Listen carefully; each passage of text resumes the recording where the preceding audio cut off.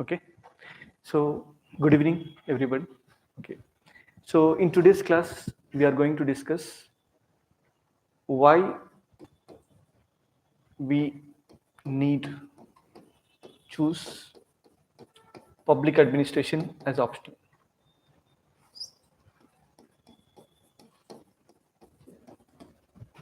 Okay, what is the requirement of taking public administration as optional?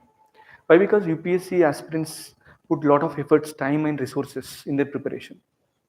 Definitely, the optional must be able to give justice to the time invested and money invested by the aspirants. That's why we need to be very diligent in choosing the optional. Okay, so why, how public administration suits into that criteria?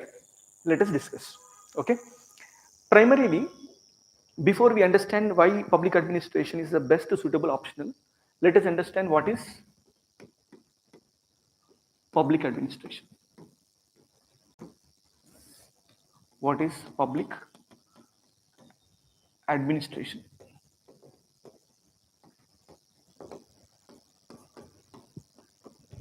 Okay, right. In your understanding, what is public administration? It is nothing but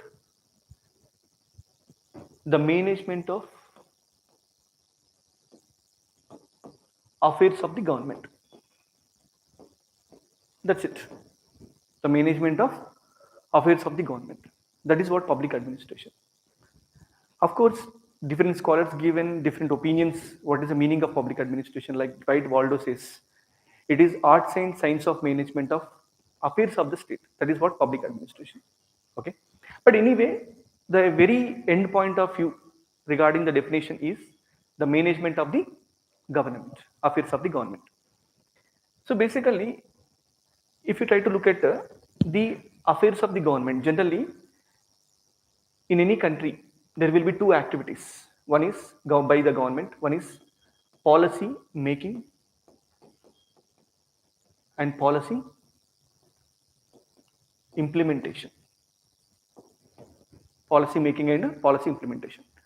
Usually, generally considering policy making is generally believed to be the function of the politicians. Okay, and policy implementation is the functioning of the bureaucracy or permanent executives. You can say bureaucrats, whereas politicians are temporary executives. Okay, these two aspects will be studied in the public administration. Okay, how the policies are made, how the policies are implemented. But making of policies or implementation of the policies are not divorced from the other aspects of the government. Did you understand? So simply the policies cannot be made in the vacuum and implemented in the vacuum. Okay, the policies must be made in the country, which are to be applicable in the society. Yes or no? Within the country. So why policies are to be made? What is the requirement? Because policies are to be made because we have constitutional requirement. What is that constitutional requirement?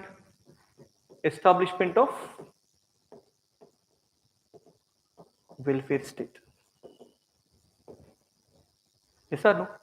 The very purpose of the constitution is to establish welfare state. Welfare state means, welfare state is the one, it is a state which protects the liberties of the people and provides the basic needs of the people, whatever the people need, the basic needs like education, health, employment opportunities, where the people themselves are not affordable to have them. Those are provided by the state. The state will provide the social order in which social, economic, and political justice will be available. That is what the objective of welfare state. Okay. For the sake of welfare state, we will be having two important institutions. Okay. What are those? Political institutions and also bureaucratic institutions. Political institutions and bureaucratic institutions. Okay. For example, if we try to look at the political institutions, we have parliament, we have state legislative assembly, we have local bodies, urban local government. All these are what? political institutions, which are generally the representative institutions. Representative institutions. These representative institutions cannot implement the policies on their own. For that requirement, they require to have agencies or public administrative agencies. Public administrative agencies. Okay. Yes, organizations. For example, what you have? You have central secretariat. Okay. Similarly, cabinet secretariat. And moreover, what else you have? Prime Minister's office. At the state level, CMO, state secretariat. Okay. District collector. Likewise, Panchayat Raj institutions, irrigation department. Likewise, you have various institutions. Okay, across different levels. Okay. So tell me, using these institutions, what we need to realize? The ideals of welfare state. Okay. So it means the public administration, that's why it is goal oriented. Public administration is goal oriented, value oriented. Okay. Public administration cannot be divorced from the goals as well as values. Okay. In order to help in the better functioning of these institutions, both actually the political institutions will be studied in the public administration paper. Okay. And the working of the permanent, the agencies, the organization is studied in the first paper. Okay. So in other words, first of all, if you try to look at the office of district collector, what is the function of the district collector? Managing the affairs of the district. Managing the affairs of the district means you will manage men and material. Both men and material will be managed by district collector. Okay. In order to manage the men and material, what is required? You require structure is required. Structure, the organizational structure is required. Basically, what is organization? Organization is nothing but it is a group of people, okay, having a commonality of purpose. That is what called as organization. And that organization must be having structure. Okay. It means we will study what is the structure of the organization. Okay. Not only this, not only studying the structure, what else is important? What are the procedures of the organization? What are the procedures of the organization? How the work is divided. Okay. How the responsibilities are distributed across different levels. Okay. What is the hierarchy? What are the working principles? How the decisions are manifested and expressed. These are all given in the procedures. And what else? Every officer will be having his own, what is it? Behavior. Because anyway, any organization which is manned by the people will not be having the uniformity or predictability. Why? Because there will be change from person to person with respect to values, perceptions, beliefs. We call them as subjectivities. Okay. So that's why there will be a change in the behavior. Okay. And also every organization will be having, what is it? External interface. Because organization will not be just be isolated. For example, if you try to look at bureaucracy, bureaucracy is well connected with the other social institutions. Okay. So we need to study these aspects in the public administration. Structure, procedures, behavior, and external interface of the organization must be studied. Why we need to study them? We need to study them in order to suggest, understand, okay, how these can be improved. Okay, why they must be improved? To get better outcomes.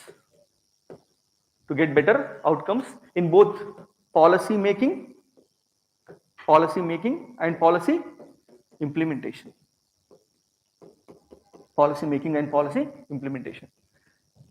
That's why in the paper 1 of the public administration, what we will study? We will study the working principles of the organizations. We will study how the bureaucracy, how the organizations are structured, okay, how they are organized, how the work is divided, what are the responsibilities of the manager, okay, What is the accountability mechanism? All these things will be studied in the first paper. Did you understand? Similarly, you just understand in the country like India, yes, do you find a symmetrical society or asymmetrical society? Asymmetrical society. Asymmetrical society means widespread inequalities in the society. And it is the society which has been inherited from the colonial times. Definitely, British impact is clearly seen over the Indian society because Indian society has been looted and exploited by the Britishers. It was not properly industrialized. It was not properly developed. No proper opportunities were created for the people. No empowerment of the citizen. So that's why if you try to look at the bureaucracy and citizen interface, if you try to see, bureaucracy assumes himself as a master, whereas citizens will be treated as servants. But tell me in the democratic system, what must be expected? Bureaucrat must be servant, citizens must be master. The role must be reversed. The role must be reversed. How to reverse such role? How to reverse such role? The reversal of such role can be studied in the leadership. What is that? Leadership. Do you understand? I told you, bureaucrat has what kind of values? Dominating mindset, domineering approach. That's why Follett says, MP Follett says, Mary Parker Follett says, there must be situational authority. In our nation, there must be situational authority. She says, power with, but not power over. Power with, but not power over. So, what is that approach? Democratizing the organizations. Democratizing the organization. Okay. And how the bureaucrat, because we are battling these kind of social perceptions, right? In this context, what kind of policy making role the bureaucracy must be having? What kind of decision making role the bureaucracy must be having? Actually, after liberalization, privatization, globalization, the very perspective of the governance and administration is taking place. I mean, radical approach, radically, the approach of the governance is taking place. Okay, it is radically changing. Radically, it is changing. How can you see the radical change? The state is reducing its role, private sector is increasing its role. So the public resources are given to the private sector for the maximum efficiency and effectiveness. In this context, definitely bureaucracy, what kind of decision making the bureaucracy must be having. We will be studying in the Simon's decision making theory. What he says, every decision will be having value and fact. Fact will be same for everyone, value will be changing from person to person. In this context, how can we use technology in the administration? How can we improve the decision making situation? Okay, and what will be the limitations of the decision making approach? Did you understand? That will be studied in the paper 1 so that the Indian administration can be improved in a proper manner. Got my point? In the LPG, what else you are able to see? The global competition you are able to see.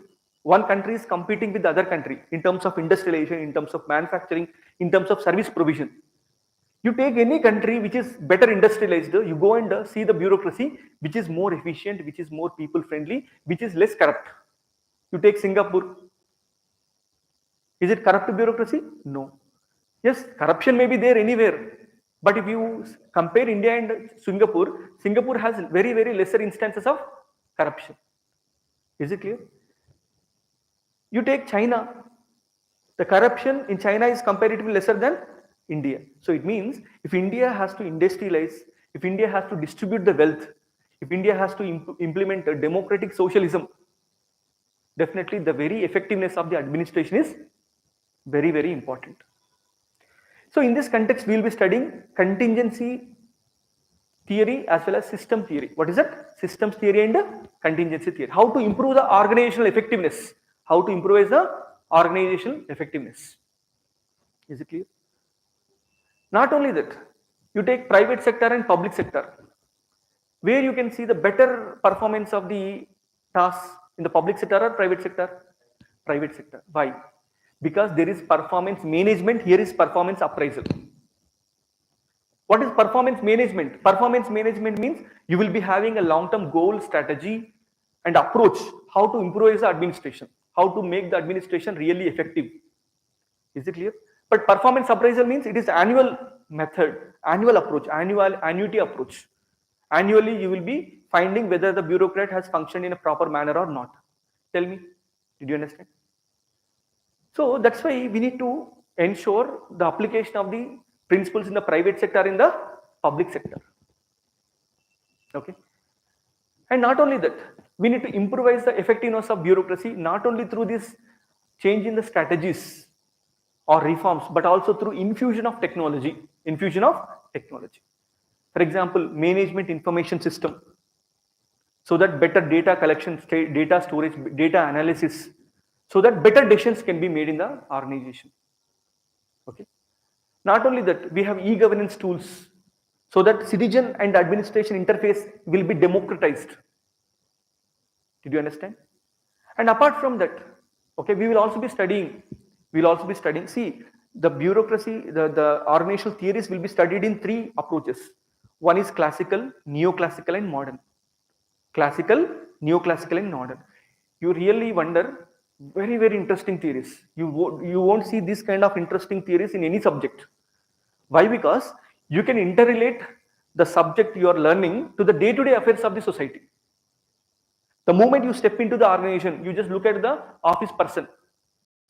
You will just see what kind of organization principle he is following. You can easily understand what is formality, what is informality, what is hierarchy.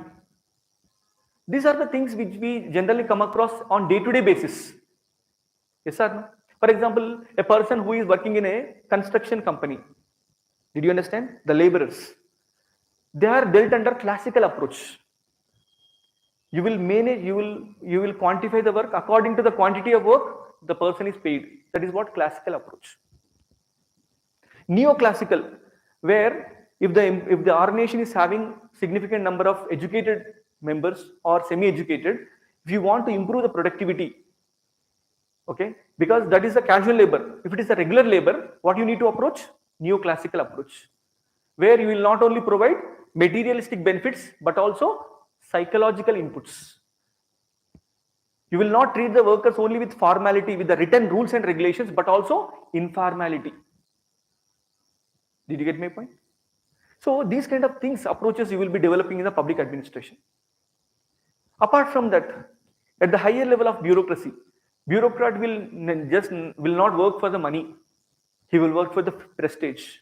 He will work for the status. He will work for the self-esteem. He will work for the self-actualization. Okay, you need to give more and more opportunities. For example, you might have seen when the government changes, bureaucrats will make a kind of rounds around the chief minister to get a important post in the government. Have you seen this tendency? In Telangana and Andhra, you can see officers making rounds around chief minister. Why? Officer not only like the present status, he wants to get more challenges and more opportunities to display his efficiency and effectiveness. We will be studying in the public administration. Is it clear? And apart from that, in the public administration syllabus, we will be studying what are the agencies, what are the non-governmental organizations, how they can improve the effectiveness of the governance. Why? Because after the LPG, what you are able to see is networked governance, the phenomenon of networked governance. What is networked governance? Where government will be partnering with the other actors in the society. Government partners with NGOs, government partners with private sector, PPP, public-private partnership, community-based organizations, cooperative self-help groups. So that after LPG, the very phenomenon of governance has changed from structure orientation to process orientation. Previously, structure was important for the governance. Now, what is important? Process and outcomes are important. We will be studying. We will be studying accountability, the phenomenon of accountability, democratic participation in the developmental administration. What are the different developmental models? How to develop the society? Okay. What are the models available? Okay. Those kind of approaches we'll be discussing in the first paper. So in the first paper, what we'll be discussing? Overall, what are organizations and what are the theories for the working of the organizations? Classical, modern and neoclassical. Okay, and also various actors in the society in the process of development. What is leadership? What is the concept of leadership? Okay, how to improve the organization by means of technology, techniques in the administration. We will be studying financial administration. We'll be studying developmental administration and also comparative public administration. What is it? Comparative public administration. Comparative public administration means basically administration effectiveness and improvement can be possible when you are able to compare your administration with the other administration. Did you understand? For example, Musi River is being rejuvenated in Telangana. Revanth Reddy, before taking up this policy, he has toured across in UK as well as Dubai. It means what he has learned there, what are the practices, what are the methods to improvise the river water management. And he likes to apply the same thing in the Hyderabad. What is that? You are learning the practices and methods in the Western countries and you are applying in the India. Did you get my point? So this is how you need to ensure the better administrative improvement. For example, public health system, it is better functioning in Tamil Nadu. When you take that model, actually Tamil Nadu is having doctors, super specialty doctors in the public sector, where even UK is unmatching with the number of doctors Tamil Nadu has. So why can't we implement the same practice in Telangana? What is that approach? Comparative approach. Is it clear? And not only that, in the context of LPG, a lot of Western models of development are imposed in India. Definitely that will create resistance from Indians, because World Bank and IMF will be giving their own policies to carve the developmental projects in the country with conditionalities that you need to privatize, you need to disinvest, or you need to give this responsibility to private actor. Like that, a lot of restrictions will be made by the Western financial institutions. Naturally, in that particular course of events, what will happen? Resistance will be developed from the people. That is giving rise to the concept called as anti-development thesis. What is that? Anti-development thesis. That particular concepts will be learning in the paper 1. So it means in the paper 1, even financial administration will be learning. What is it? Financial administration. Personal management. What is it? Personal management. How bureaucracy is managed and organized. How the recruitment policies are there. How the performance appraisals are there. So in other words, paper 1 will give you deeper insights into economy, because there is financial administration, deeper insights into society, deeper insights into psychology, where we will be studying morale, motivation, leadership, behavioral approach towards the organization. Okay. And you will also be studying the concepts related to governance in the form of regulatory bodies and in the form of various actors in the society, non-state actors. You just understand. In order to write better ethics, what else you require? Tell me. You got psychology. Okay. You got administrative values. You got administrative values. What is limiting? Philosophies are limiting. Okay. Even you take political science optional also, you will be limiting with one or the other concept. So we are able to cover two things. One is psychology. Second one is administrative methods, techniques, administrative values. This is what about paper 1. Is it clear? And coming to the paper 2, so this is what paper 1, introduction, administrative thought, administrative behavior, whatever we discussed, these are there. For example, organizations, accountability and control, administrative law, comparative public administration. What else you have? Development administration, personal administration, public policy, techniques of administrative improvement, and also financial administration. Okay. And one more, and we have paper 2. This contains evolution of Indian administration, how Indian administration got evolved. Okay. And philosophical and constitutional framework of government. So tell me, what else is there in polity? Whatever that is there in the polity, you are able to study in the paper 2 with detailed information. I really promise you, in the polity, things cannot be covered in the detail. Of course, sometimes it may not be required also. But this approach will be giving you very in-depth analysis. And with this in-depth analysis, you will be able to appreciate general essay. For the public administration students, writing general essay is a cakewalk. For example, in 2018, I think 1918, Pradeep Singh, okay, he was a first ranker. He got 293 marks in the public administration. Generally, what is the ideal score? What must be the desirable score in any given optional? 330, 340, 330 marks will be the target. But this aspirant got Just 293. Why? How come you get the first rank? Because of the public administration, his general studies marks have been increased. Why? Because the public administration will be inculcating a sense of logic, a sense of reason, a sense of confidence, and better writing answer writing skills. You won't see this kind of approach in other options. Why? Because you don't require to mug up the subject, just understand the question, answer it logically. And very concise syllabus. The syllabus is so concise. So it does not give you that much burden on your mind. Okay, so that's how. So union government and administration plans and priorities. What is there? Economy, right? Huh? What else is there? You can say state government and administration, district administration, civil services, constitutional position structure, recruitment, training. Okay, and financial management. See, look at the nature of the topics in every paper, paper 1 and paper 2. They are having significant overlapping. For example, changing role of collector, union state and local relations, imperatives of developmental management. We have already studied development administration in the paper 1. So we don't study in the isolation. We will be integrating paper 1 and paper 2. Even in the answer writing also, what you require? Integration is important. Because public administration is a practitioner subject. It is not a theoretical subject. What is the kind of subject? Practitioner subject.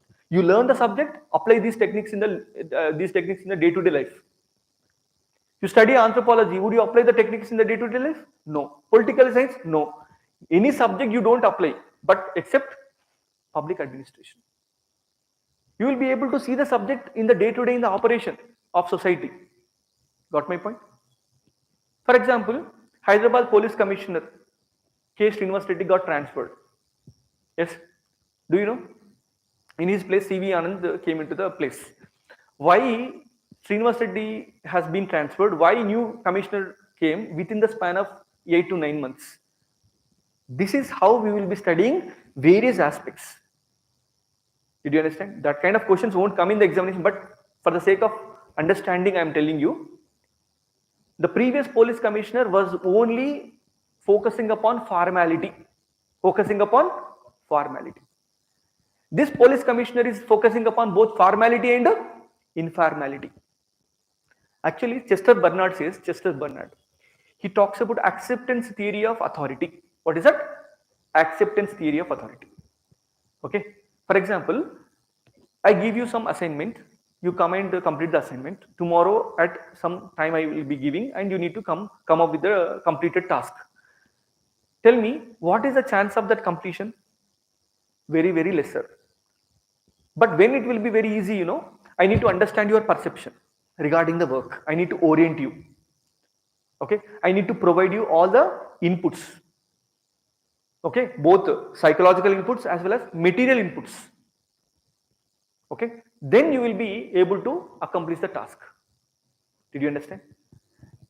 That is what called as satisfaction contribution equilibrium. What is that? Satisfaction contribution equilibrium. So in that state, I need to give you orders. Then you will be complying. Got my point?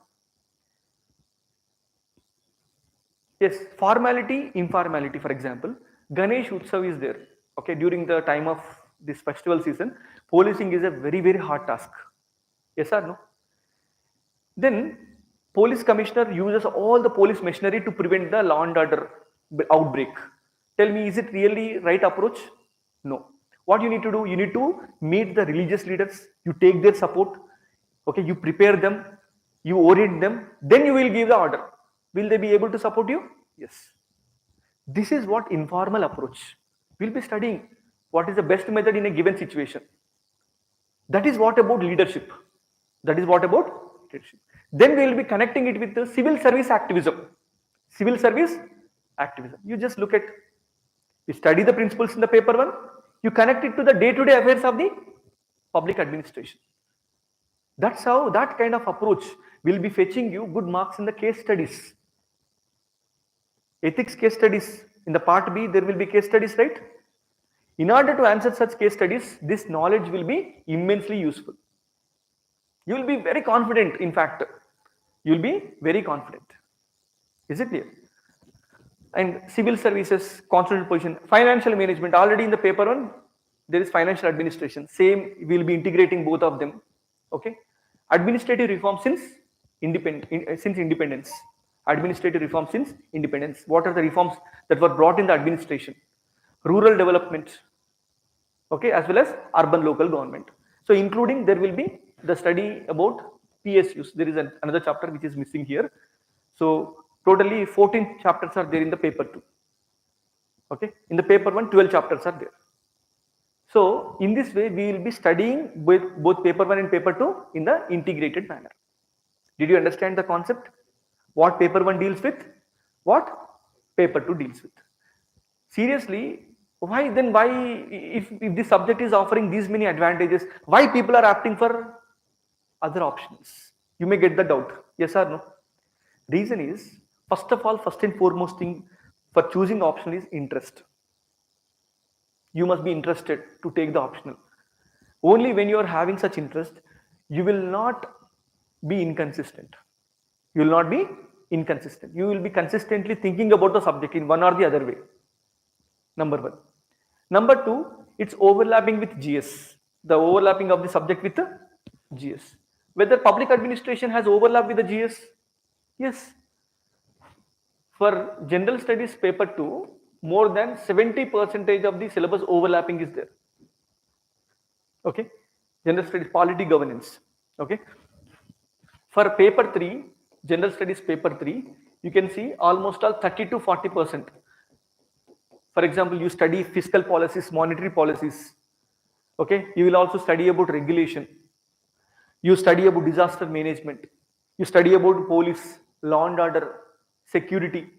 Definitely, you will get more than 30 to 40% marks.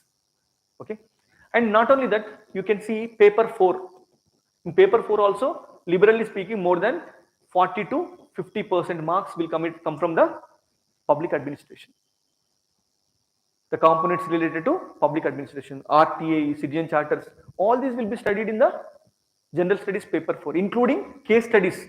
In fact, case studies employ more techniques of administration, administrative values. Okay, you will be applying. So that's why these are the advantages.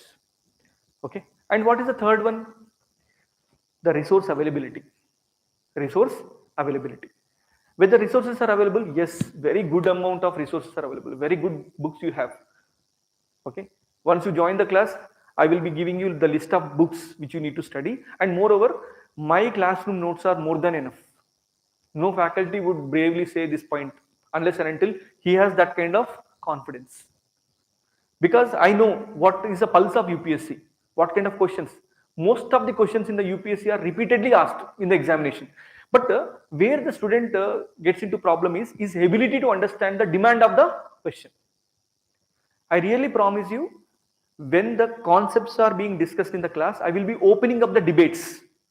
Eventually, these debates will be coming in the form of questions. That's it. There is no other chance. Whatever the debates we will be raising in the class, those will be translated into questions. And I will be conducting chapter-wise question test. Okay, and I will be conducting 4 grand tests. On the top of that, I will be mentoring the candidate 1-to-1. Your doubts will be clarified, and I will even inculcate how to write answer. In fact, I can show my live answer writing skills in the classroom itself, so that you can also emulate my activity, emulate my practice. Did you get my point? So that's how we will be going into the subject. Is it clear? Then why aspirants are so doubtful, so apprehensive? Why? Because, see, Hyderabad, especially in Hyderabad, there are no other alternatives other than few optional subjects.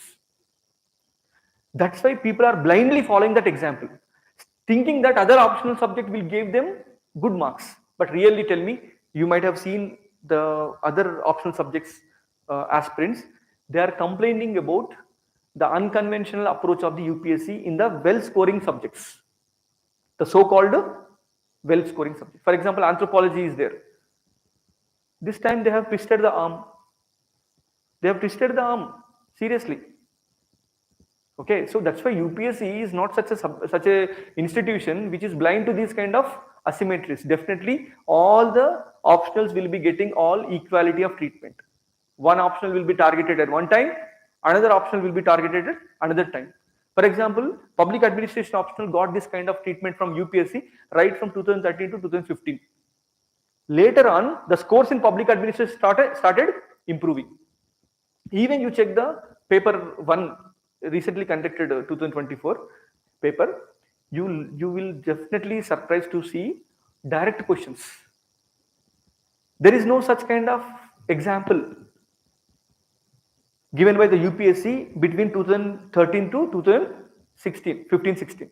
But later what happened? The very approach of questioning got changed. Now we are able to get direct questions. Did you get my point? So that's why you don't require to fear that the subject is scoreable or not. It depends upon the aspirant's capability, aspirant's skills, aspirant's focus, aspirant's logic.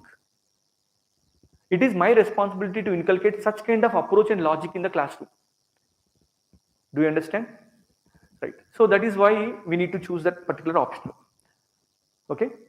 And moreover, I myself is very hardworking person. I don't leave my students unaddressed. It is my ethical responsibility to be with you till you get the success. Okay. So that's why public administration optional is such a subject which can be chosen comfortably, confidently. Is it clear? Right. So even and the public administration is having significant overlappings. And the concepts you learn in the public administration will be helpful even for general essay as well as interview. Why? Because we are very much trained in giving our opinions. Because in public administration, a lot of opinion based questions will be coming. Okay. Opinion based questions means you are practiced in the skill of giving your opinions in a balanced way, in a diplomatic way. So that kind of diplomatic skills will be inculcated, okay, by the public administration. Is it clear? Okay. So this is how we can understand public administration.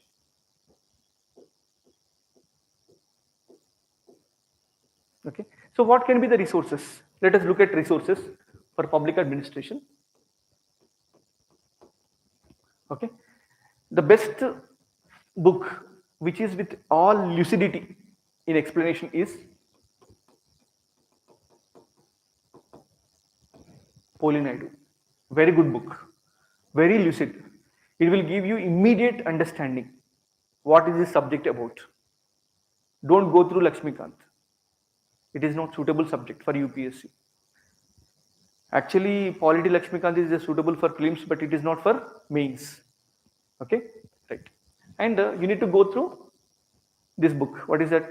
Mohit Bhattacharya.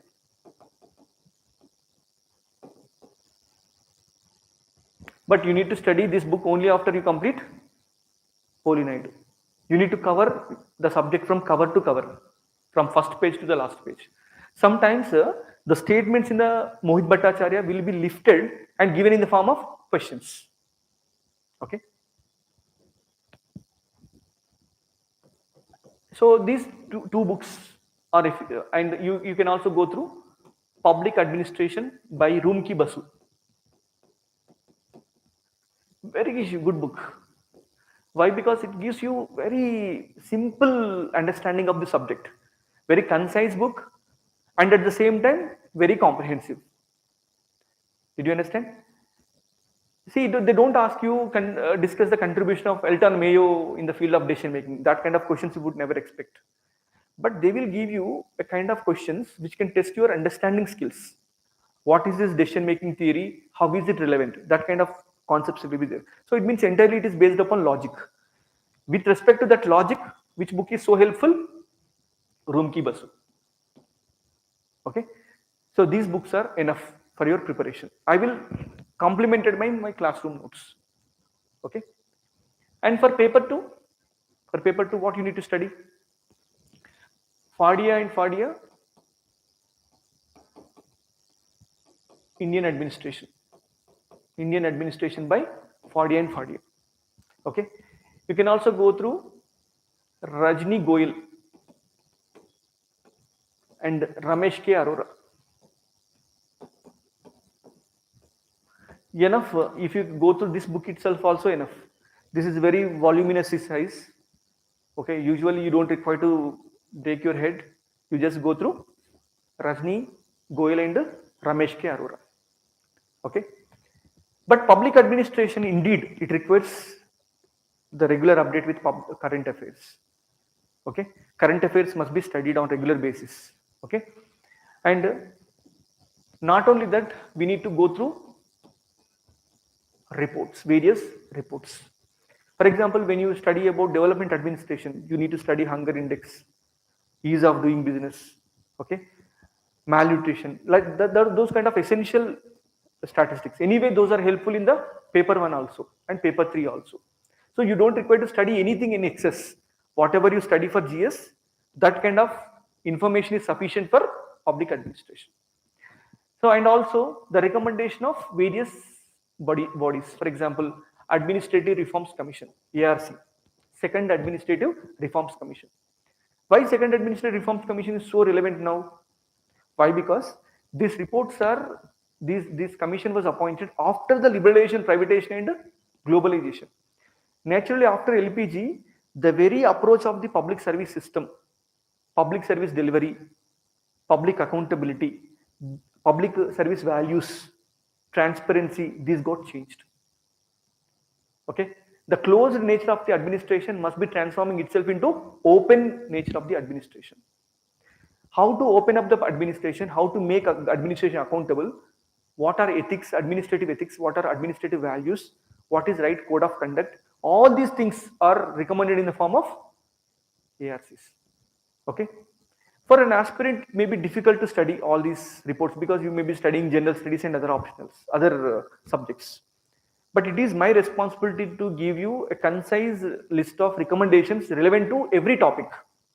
For example, when I talk about rural local bodies, okay, how to make the rural local bodies very effective. Basically, rural local bodies are suffering from the lack of 3 Fs: funds, functionaries, and finances. Okay, but our approach in the public administration is entirely different. We will be getting into the minutes. For example, we will be studying there is a violation of unity of command. Violation of unity of command. Why? Because suppose you take Panchayat secretary, she will be taking command from both her superior in the administrative hierarchy as well as politician, like Sarpanch. Now, whose order must be implemented here? There will be a confusion, right? And moreover, there is a clear impact of district collector over the administration, especially with respect to rural development.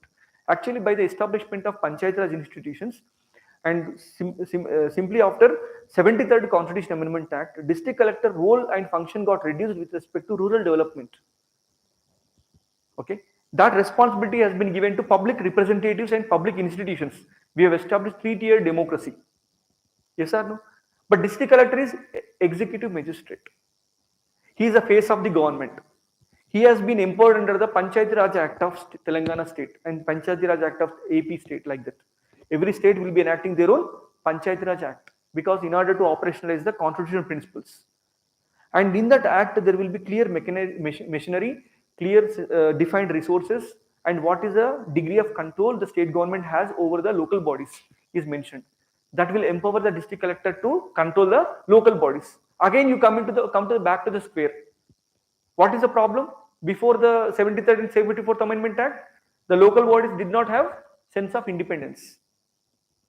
After 73rd Amendment Act, again, the same problem has been replicated in the new way. That's it.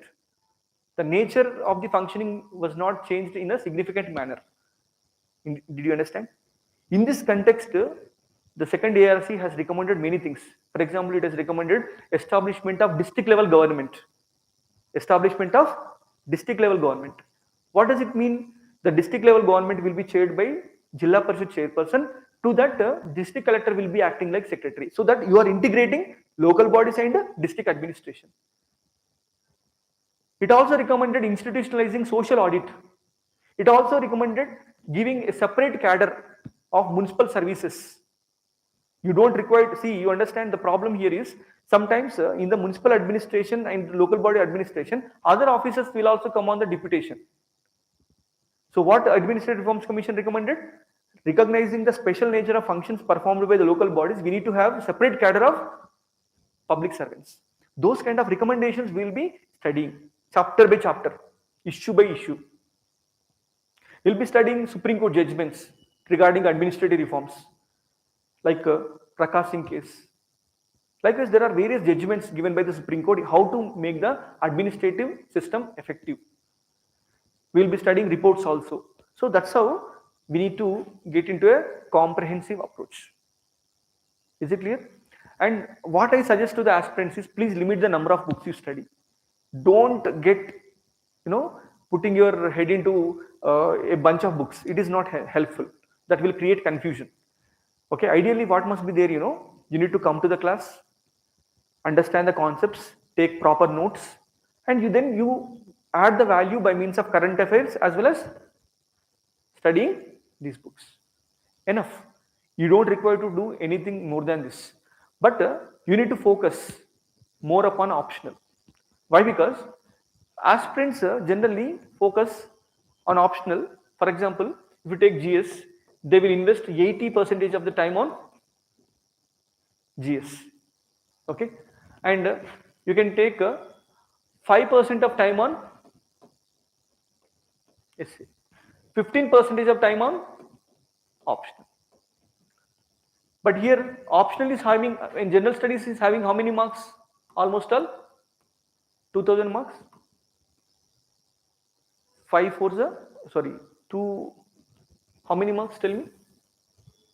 250 into 4, how much? 1000. Okay, 1000 marks.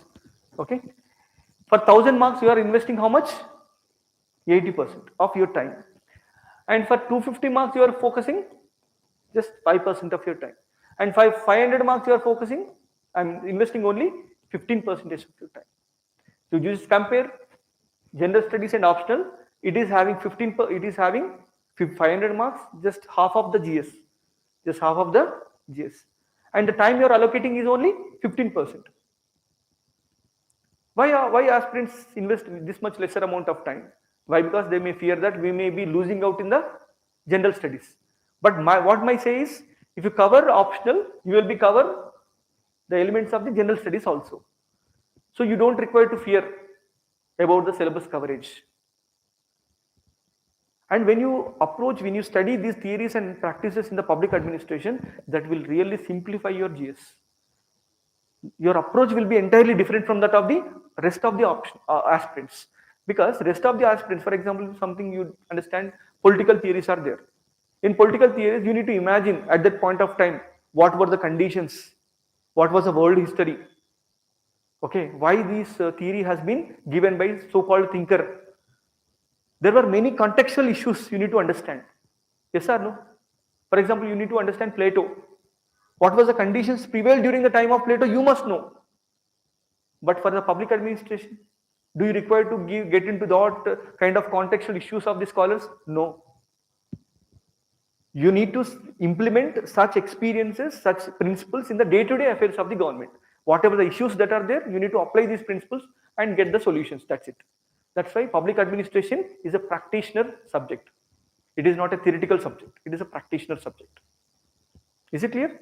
So this is what the story about. Okay. Did you get the idea? Clarity? Okay. Are you confident?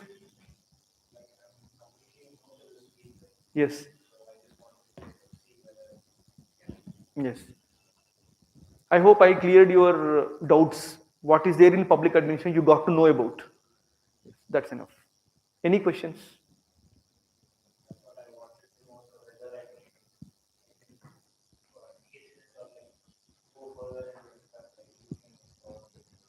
Yes.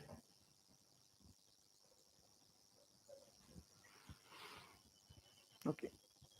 So personally, I love the subject very much, because generally teaching the subject is different, loving the subject is different.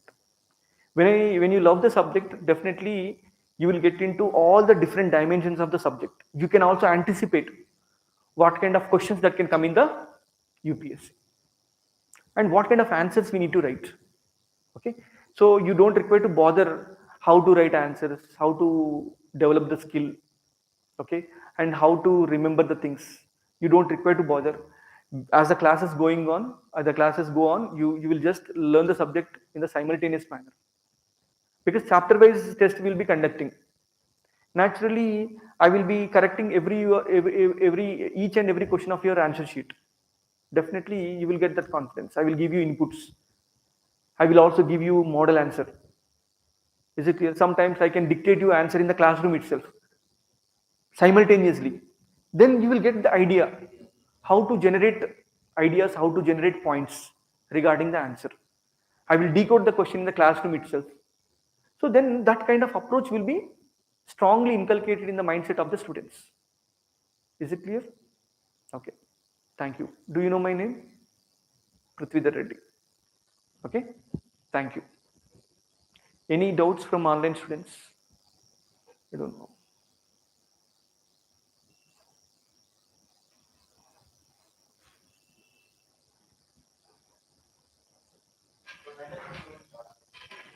Yes. 21st.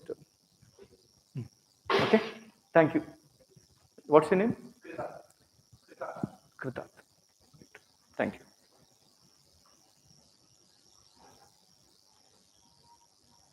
Okay. So I'm closing the session. If you have any doubts, please ask me.